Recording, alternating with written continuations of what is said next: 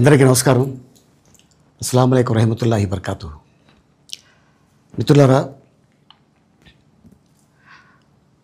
1999లో నేను రాజకీయాల్లో అడుగుపెట్టాను.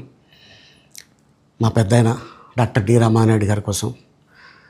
ఎందుకంటే నేను చైల్డ్ ఆర్టిస్ట్ తర్వాత నేను మళ్ళీ ఒక వయసు వచ్చిన తర్వాత నాకు అద్భుతమైన అవకాశం ఇచ్చి ప్రేమ ఖైదీ అనే సినిమాతోటి మళ్ళీ నా కెరీర్ స్టార్ట్ అయింది చైల్డ్ ఆర్టిస్ట్ తర్వాత. అలాగే వారు బాపట్ల నుంచి ఇలాగ నేను ఎంపీగా నుంచుంటున్నాను రా, నువ్వు రావాలి, నా క్యాన్వాస్ చేయాలి అనగానే తప్పకుండా గురుగారు, ఎందుకంటే మీ సినిమా తర్వాత నేను మళ్ళీ ఒక ఆర్టిస్ట్గా నేను ఎదిగాను, సో డెఫినెట్గా నేను వస్తాను అని చెప్పి వెళ్ళటం జరిగింది. అప్పుడు టీడీపీ హయాంలో దాదాపు ఒకే పార్టీలో 20 సంవత్సరాలు నేను ఉన్నాను. తర్వాత మళ్ళీ ఇటు రావడం జరిగింది. నాకు అన్నం పెట్టింది ఫస్ట్ నా తెలుగు ఇండస్ట్రీ, నా తెలుగు ప్రజలు, ప్రేక్షక దేవుళ్ళు, నా నిర్మాతలు, నా డైరెక్టర్సు, నా హీరోలు. ఈ రోజున ఈ రేంజ్లో నేను ఎదిగాను. 45 సంవత్సరాలు ఇండస్ట్రీలో ఉన్నాను. దాదాపు 1200 సినిమాలు పైచిలుకు యాక్ట్ చేయడం జరిగింది. 6 భాషల్లో యాక్ట్ చేయడం జరిగింది. ఓకే, నేను దయాగుణం ఉంది, భగవంతుడు ఇచ్చాడు కాబట్టి నాకు రాజకీయం తోడైతే కొద్దిగా 10 మందికి నేను సహాయపడగలను అనే ఉద్దేశంతో రాజకీయాల్లోకి వచ్చాను తప్ప రాజకీయాలు చేయాలని రాజకీయాల్లోకి రాలేదు.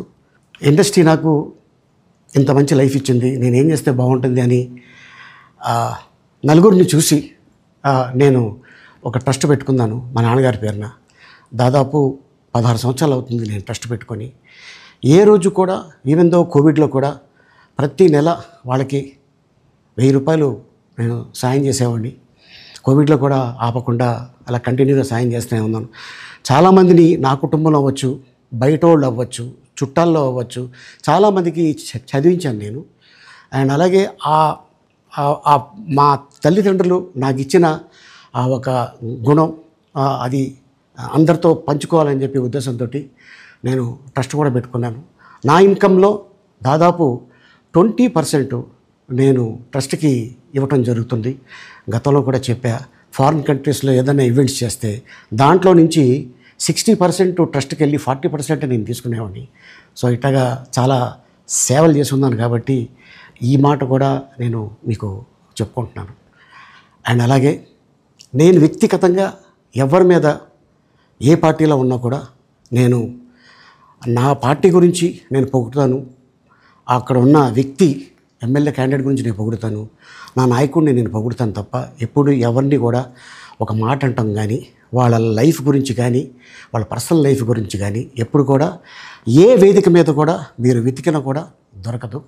అండ్ అలాగే సో నేను ఈ రోజున మీ ముందుకి రావడానికి కారణం ఏంటంటే, నేను ఏ పార్టీ మనిషిని కాదు, ఏ పార్టీ సపోర్టర్ని కాదు, ఐఎమ్ జస్ట్ కామన్ మ్యాన్గానే ఉండి ఇక నా సినిమాలు, నా షూటింగ్లు నేను చేసుకుందాం అని చెప్పేసి అనుకుంటున్నాను. That's it. ఈ మాట చెప్పడానికే నేను మీ ముందుకు వచ్చాను. సో నేను ప్రతి 5 సంవత్సరాలకు ఒకసారి ఎలక్షన్లో మీరు వెళ్ళి ఎలా ఓటేస్తారో నేను కూడా ఒక కామన్ మ్యాన్గా వెళ్ళి ఓటేసి వస్తాను. సో రాజకీయాలకి స్వస్తి, గుడ్ బై, థ్యాంక్ యూ.